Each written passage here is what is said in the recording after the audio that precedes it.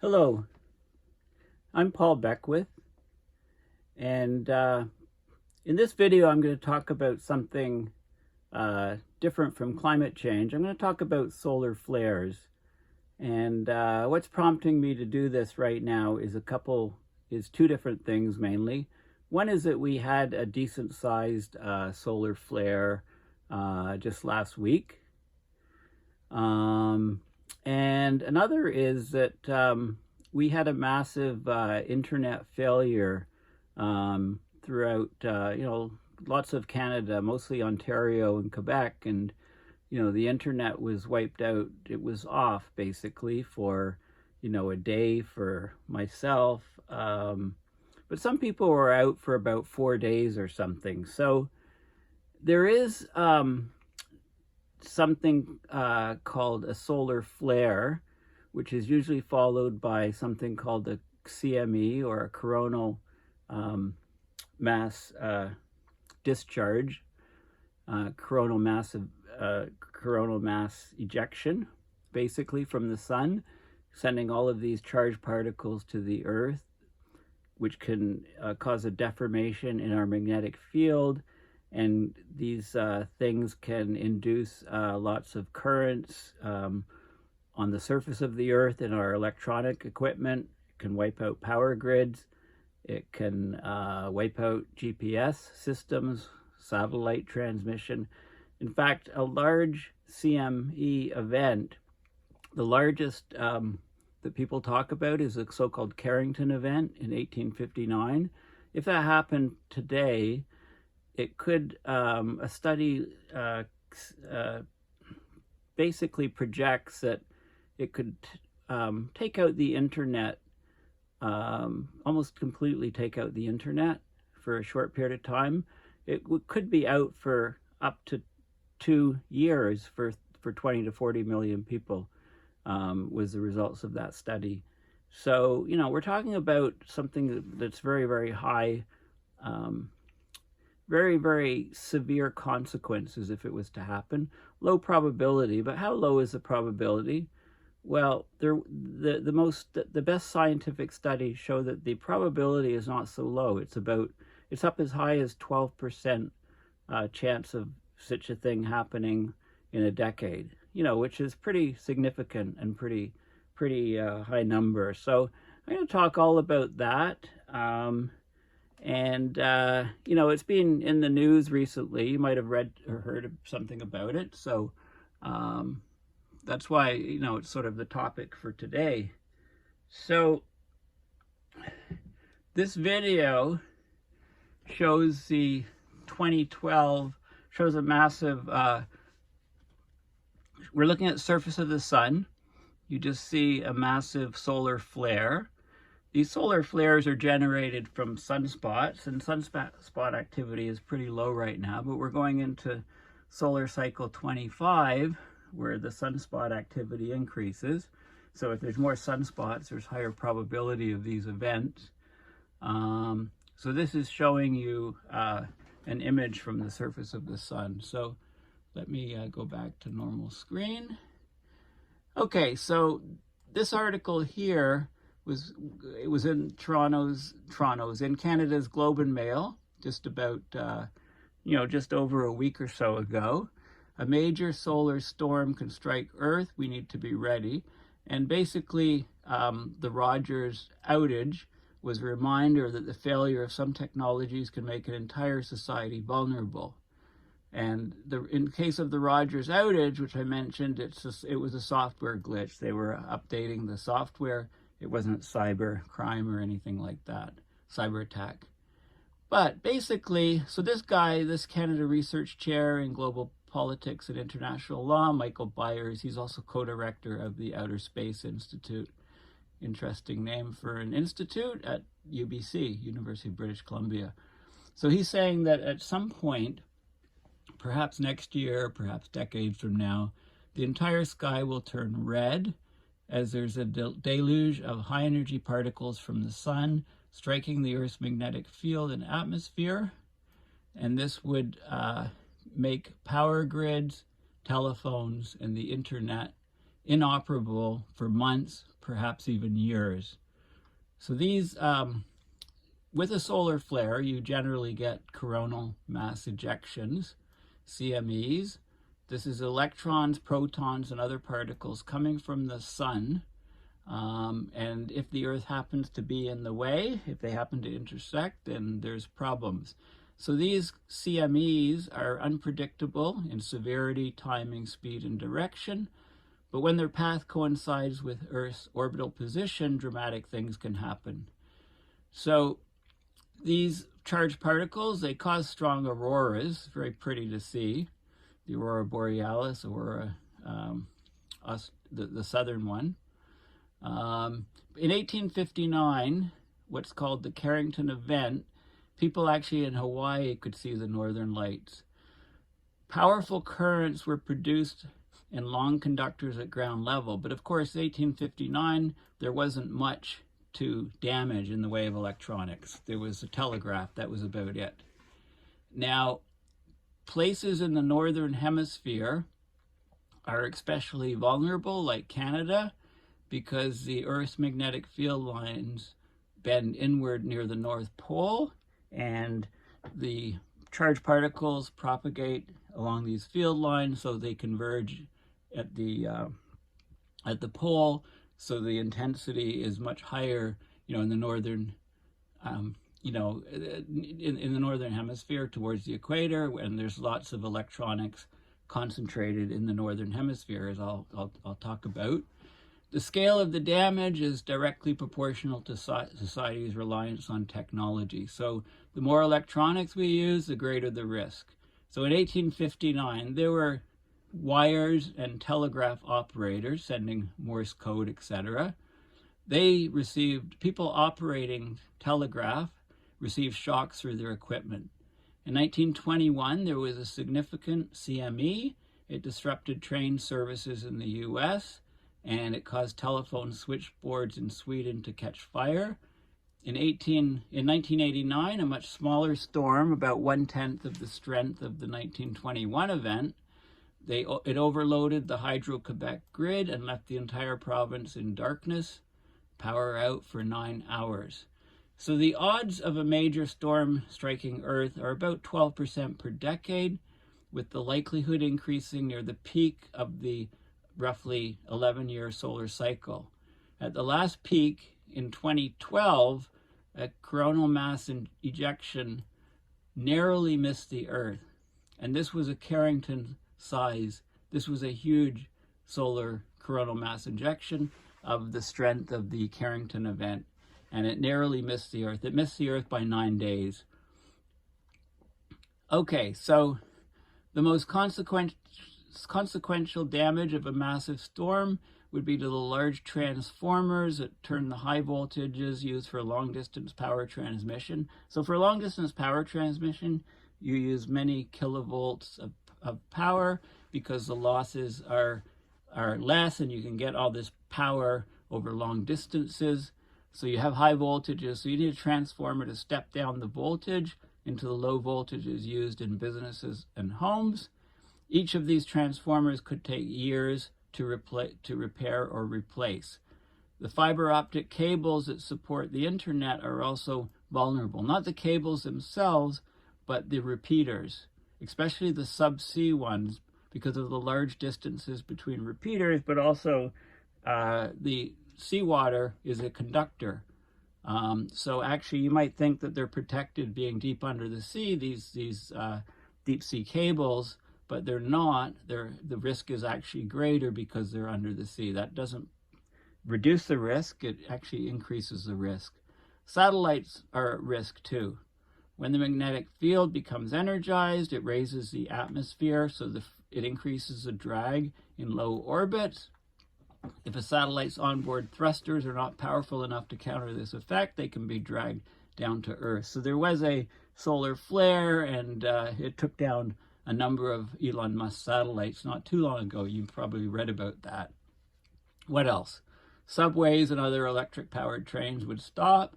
Traffic lights would go dark. The electric pumps used to lift fuel out of gas station storage tanks would fail. Backup generators at hospitals would run out of fuel after a few days. Water pumping stations and sewage treatment facilities would stop working. Supply chains would be cut. Borders would have to close.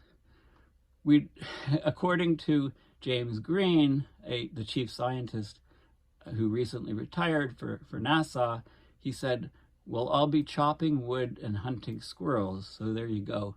You know, it would basically send us back to the dark ages while the power was off. In 2008, there was a report by the U.S. National Academy of Sciences. It estimated that a major solar storm would cost $1 trillion to $2 trillion US during the first year, with a recovery time of 4 to 10 years. And then there's security risks. A sudden loss of power, communications, and satellite reconnaissance could easily be misunderstood as resulting from hostile military action. And this actually did occur a while back. Okay, but there is good news. We can build resilience into power grids. After the 1989 event, Hydro-Quebec put converters in to provide some of the protection against sudden influxes of direct current on its transformer. Hospitals can have more fuel stockpiled. Satellites can have better propulsion systems. Basically, what we have the ability to know that this thing is coming hours ahead of time. So what we need to plan for is we need to be able to manually turn off our power grids, fiber optic networks, and satellites, effectively putting them into safe mode before a major solar storm arrives. So when we know it's generated at the sun, we can see it, solar flare, the CME travels to Earth, takes time. So we get advance warning.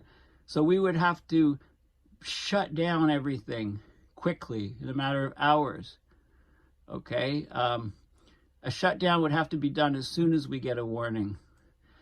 For while a robotic spacecraft stationed near the sun would provide one, it would arrive only a few hours before the storm itself.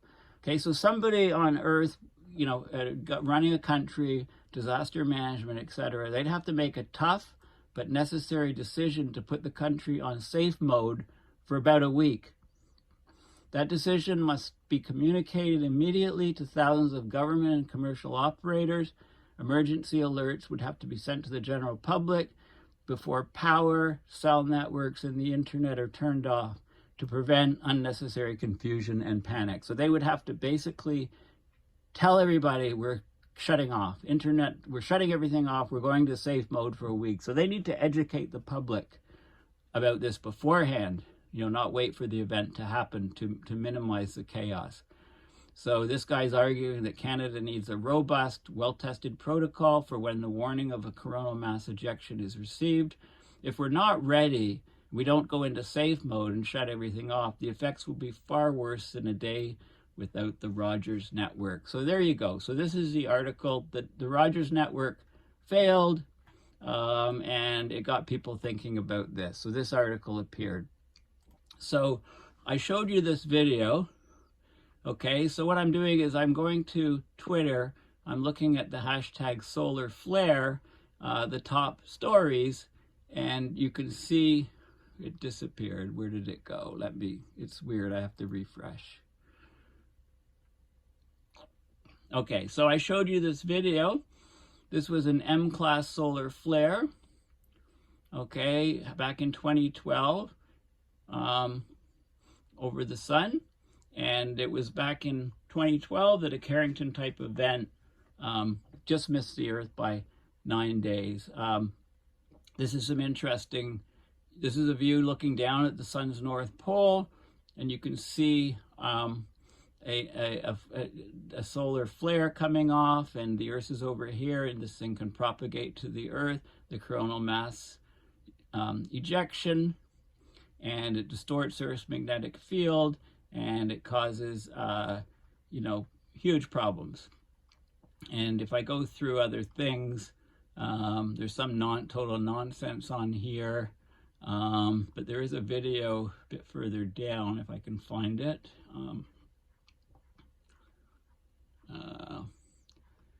Where is it? Oh yeah, this is quite a good video. I'm not going to play the whole thing, but you know, you can see the sun here. You can see these active sunspots. I think that's what they are. And I'll just speed it up here. You can see various activity happening on the sun. And then they show you this image of a solar flare breaking off, and the Earth is over here. Another view of how it's affecting the Earth. And then here's another view. We've got the Earth, the magnetic field, and how the charged particles are coming in. A flare would basically penetrate through the magnetic field and generate all of these high currents on the surface of the Earth, which would basically fry electronic equipment that is turned on. Here's another image.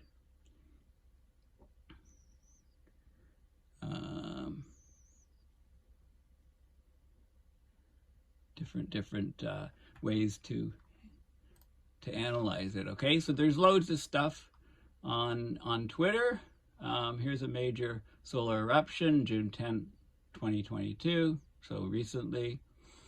Earth to scale. So these things are massive, right? These are massive events. Here's the solar cycle. So this is the sunspot number, the number of sunspots. And this is solar cycle 25 that we're in here. So we're right here, we're 2022, we're about this part in the cycle. So low number of sunspots, but they're increasing up to a peak around 2025 or something. 2020, yeah, maybe 2025. So that will be when the risk is highest of these things.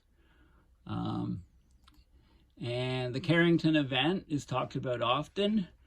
Large solar storm that took place at the beginning of September 1859, just a few months before the solar maximum of 1860.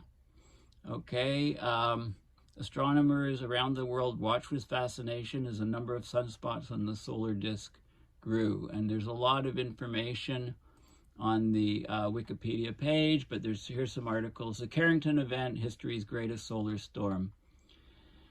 A storm happening like this event, Carrington Event, would play havoc with technology on Earth. Okay, so there's the sun and a powerful coronal mass ejection of all these charged particles. And so astronomers, so this guy Carrington was an amateur sky watcher in England, and he was sketching the sunspots, and then he was blinded by a sudden flash of light. He described it as a white light flare. The whole event lasted about 5 minutes. So he actually saw it as he was sketching the sunspots.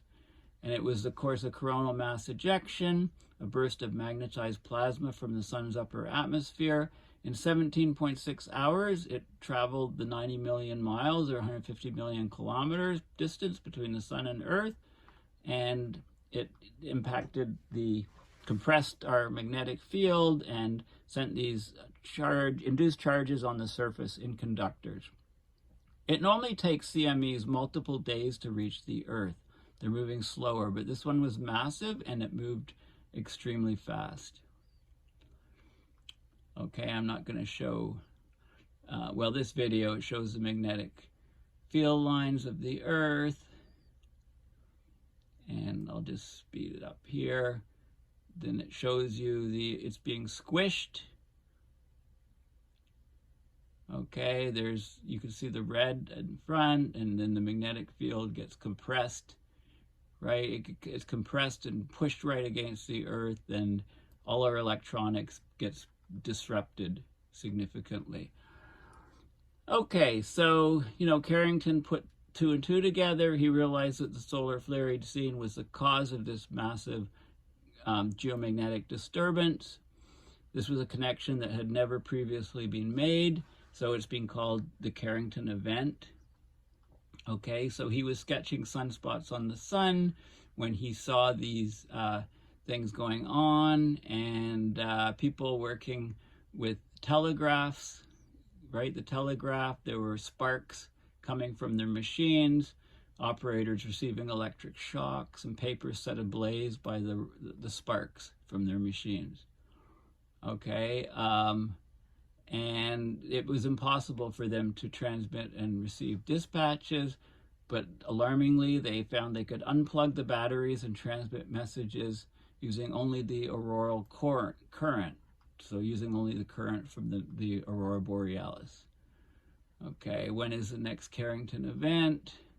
These events happen once every 500 years or so, but storms with half the intensity of this event are more frequent, occurring every 50 years. And one just missed us by 9 days in 2012. There was a storm which hit Earth 9,200 years ago, and when these storms occur, you get radioactive particles that are trapped in the ice cores. Okay, so you can study how often these have occurred back through the paleo records by looking at ice cores, for example. An earlier study from 2020 suggested that severe geomagnetic storms occurred in 42 of the preceding 150 years, far more than we thought originally. Okay, so there's lots of stuff there. Devastating solar storms could be far more common than we thought. So these powerful storms can knock out satellites and power grids, and we may be due for one every 25 years. Okay, so this is a study that found out that these things, peer-reviewed paper, looking back, it found out that these things occurred in 42 of the last 150 years. The most extreme storms, the great superstorms, which caused significant damage and disruption, occurred in 6 of those years. Okay, 6 of the 42, which is one every 25 years or so. A 1967 solar storm nearly led to nuclear war. Okay, so there's some more information here. But let's go on here. How a 1967 solar storm nearly led to nuclear war. So basically, the U.S. Air Force began preparing for war on May 23, 1967, thinking that the Soviet Union had jammed a set of American surveillance radars. So their radars weren't working. They thought they were being jammed by Soviet Union, so they started preparing for war. But military space weather forecasters intervened, told top officials that a powerful solar eruption was to blame, according to the study. So this thing would have also wiped out the radars in the Soviet Union, right? So the storm began brewing on May 18, 1967, and on May 23rd, the sun fired a flare so powerful it was visible to the naked eye, began emitting radio waves at a level that had never been seen before. That same day, all 3 of the Air Force's ballistic missile early warning system radar sites appeared to be jammed, and they're located in Alaska, Greenland, and the UK. They appeared to be jammed. Air Force officials assumed that the Soviet Union was responsible, since such radar jamming is considered an act of war, so they began preparing nuclear weapon-equipped aircraft for launch. Okay, and so it was a very grave situation. So what happened? Solar forecasters at NORAD, they figured out that the flare was disrupting the radars, not the Soviets. I'm sure they communicated that with the Soviets as well. So, it didn't, the coronal mass ejection hit Earth 40 hours later after the flare went off. And, it triggered the Northern Lights. It disrupted American radio communications for nearly a week, would have disrupted all of the Russian ones as well. So as a magnetosphere disturbance, this event ranks near the top in record books. Okay, so anyway, they it was nowhere near as big as the Carrington event. Okay, so I mentioned there was ice cores can record these events. So how does that happen? Well, there was a significant solar storm with a coronal mass ejection, 9,200 years old. And So, you know, it left permanent scars on the ice buried between Greenland and Antarctica. Okay, so, you know, this paper that was published about it, and, you know, here's the ice cores. So the, let's see how they actually detected it. Yeah, so it generates these radioactive, okay, today's satellites can monitor solar outbursts directly, but finding evidence of ancient storms requires some detective work. Okay, so the authors of this new study looked for evidence of special particles known as cosmogenic radionuclides, essentially radioactive isotopes created when charged solar particles collide with elements in the Earth's atmosphere. Okay, so you get the solar flare, you get the coronal mass ejection, you get the electrons, protons, stuff's flying, cosmic rays flying to the Earth. They collide with parts of the Earth's atmosphere, generate these radioactive isotopes, which can then settle down and be detected in natural records like tree rings and ice cores. Okay, so in Antarctic and Greenland ice cores, there was a remarkable spike in the radionuclides beryllium-10 and chlorine-36 around 9,200 years ago, indicating that a powerful solar storm swept across Earth at the time. So they analyzed the core, and they found that the most powerful solar storm ever detected occurred during a solar maximum between the years 775 BC and 774 BC. Okay, but basically, you know, people wouldn't even notice it then. They notice huge auroras and stuff, but there's no electronics to be fried. Or maybe they had advanced civilizations in and all the electronics were fried and they had to start over again. So anyway, I don't think so. Okay, this is a good site, the Met Office in the UK, space weather impacts, you know, some of the things that are impacted. The atmospheric drag increases with the solar storm, coronal mass ejection, so satellites that are being launched won't make it to orbit. Solar cells can be damaged. Telecommunication cables under the sea and on the land can be disrupted. Not the fiber optic cables themselves, but the electronics that amplify the signal every, say, 50 kilometers or 100 kilometers. You have stations, they take the optical signal, convert it to electronic, and then, so basically, the optical signal is sent out from lasers. They have detectors that detect the signal, and then they convert it to electronics, and then they generate it again using other lasers. Okay, so these are repeater stations. Those can be knocked out. Signal scintillation, so noise, too much noise in the signals. Airline passenger radiation and control of aircraft during the event. Radio wave disturbances, electricity grids taken out, astronaut safety. All of these different things could be affected by the space weather. Now, the UK government, this is a recent National Risk Register, very interesting document, 2020 edition.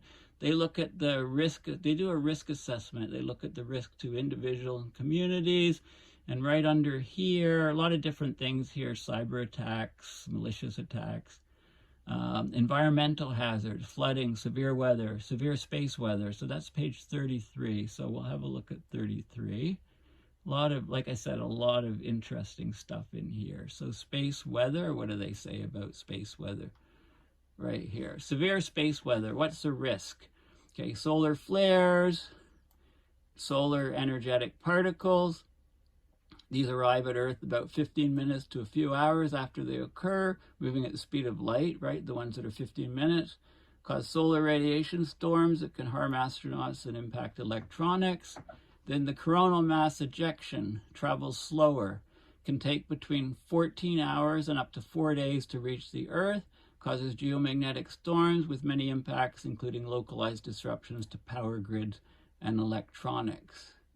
Okay, have such events happened before? They talk about the Carrington Event, and they talk about, A solar storm of similar magnitude to the Carrington Event was measured by a NASA satellite in July 2012 when the storm's path narrowly missed Earth. Basically by 9 days. There was a storm in 1989 that broke the Hydro-Quebec electricity network. Power was lost for 9 hours, affecting millions of people. Another solar storm in 2003 caused the UK aviation sector to lose some GPS functions for a day. Right? There were other storms in 1921, 1960, and 1967 that impacted the 1921 event, disrupted railway signaling and switching systems. Okay, so what's being done about the risk? Well, there's a Royal Academy of Engineering report in 2013, space weather preparedness strategies published, making the systems more resilient, forecasting by UK, by partners, right? So this is being treated very seriously in the risk analysis. And here's what could happen. Like, we could have an internet apocalypse, could ride to Earth with the next solar storm, new research warns. The underwater cables that connect nations could go offline for months. Okay, so, right, a severe solar storm could plunge the world into an internet apocalypse that keeps large swaths of society offline for weeks or months at a time, according to this new research paper. So I'll actually look at that research paper. And the probability of an extreme space weather event directly impacting Earth is between 1.6 to 12% per decade. Okay, they talk about the 1859 event and the 1921 event, and then the 1989 event that took out Quebec Power. Okay, human civilization is much more reliant on the global internet, and the potential impacts of a massive geomagnetic storm on that new infrastructure remains largely unstudied. Okay, so this paper is fascinating to look at the vulnerabilities of the internet system.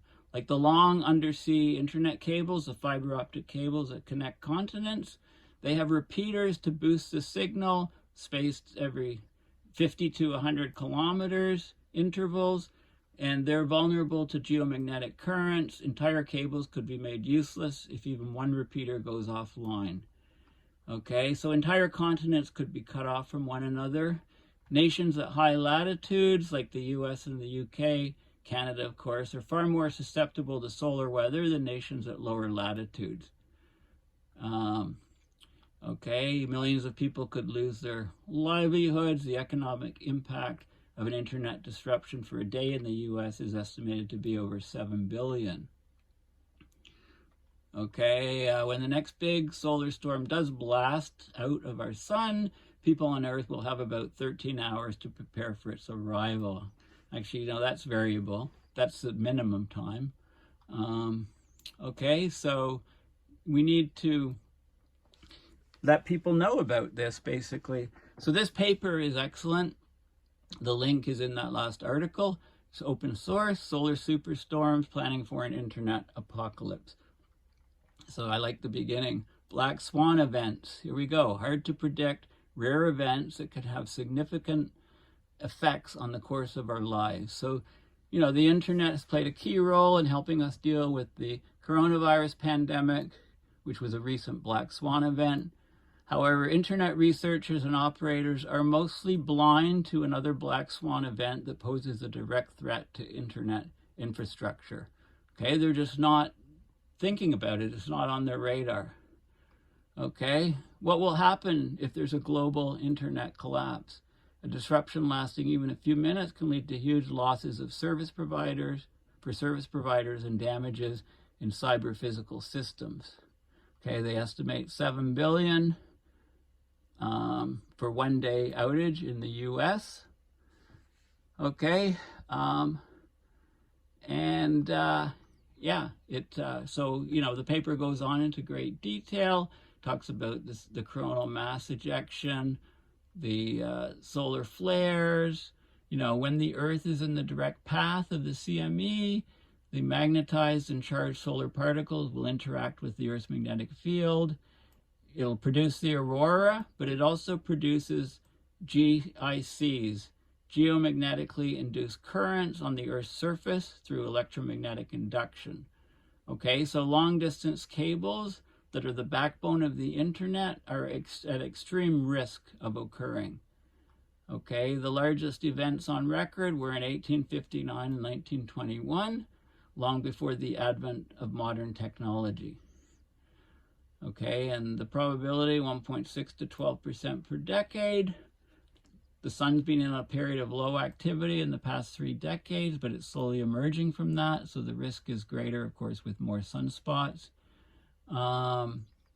Okay, so this paper looks at the threat posed by these solar superstorms on internet infrastructure and what we can do to mitigate it.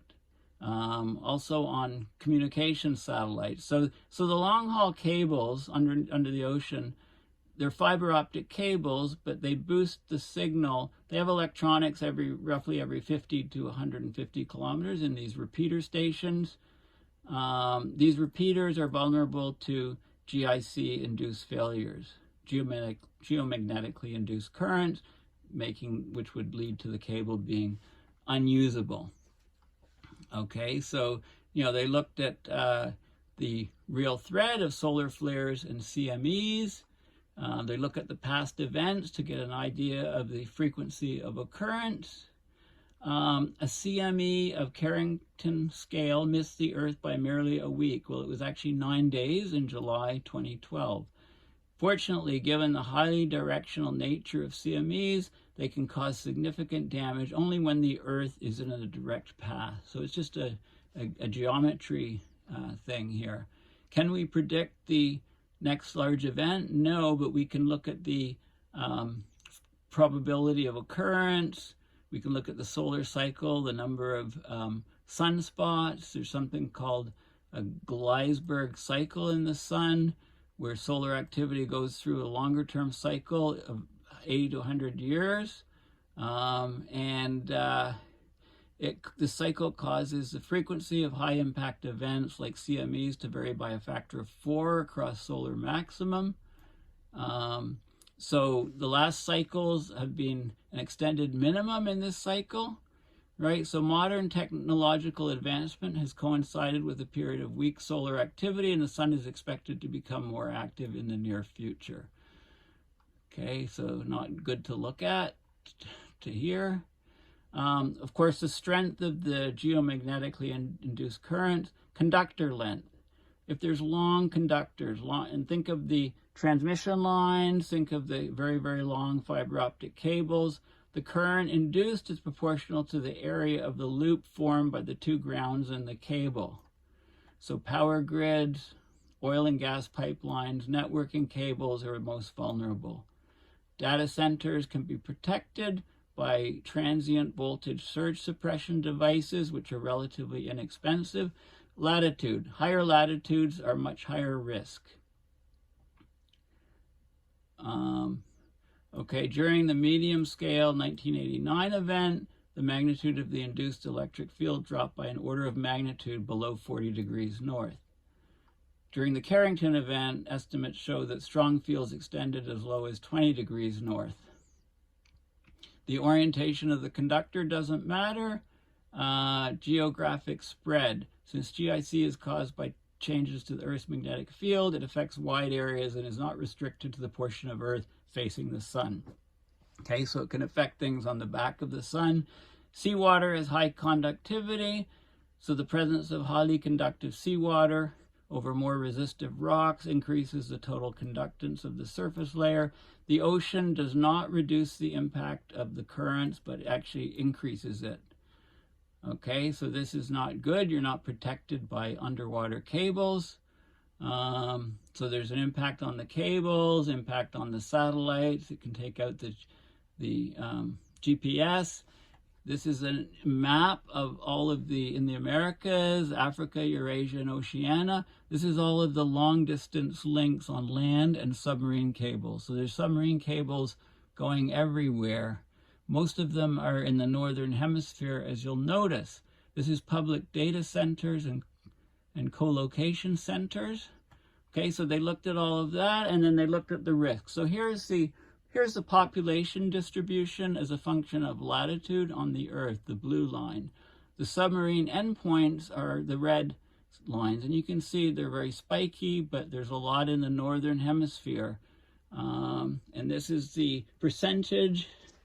This is a latitude, so the North Pole, the equator, as you go. So, you know, for example, you know, the population is here, and actually this must be the North and South Pole here combined, and then as you go towards the equator, right? So so the way to read this is, you know, about half of the population is from 0 to 30. And then the other half is above that. You can see the distribution of the endpoints and intertube endpoints and stuff. So you can get, this is to do a risk assessment on what things are going to be failing. And there's all these probability things on the submarine cables and the probability of failure with repeater distance of 50 kilometers, 100, 150 kilometers, and so on. I'm not going to go into all those details, but, you know, basically it talks about the risks to the infrastructure. What do we do with the lead time?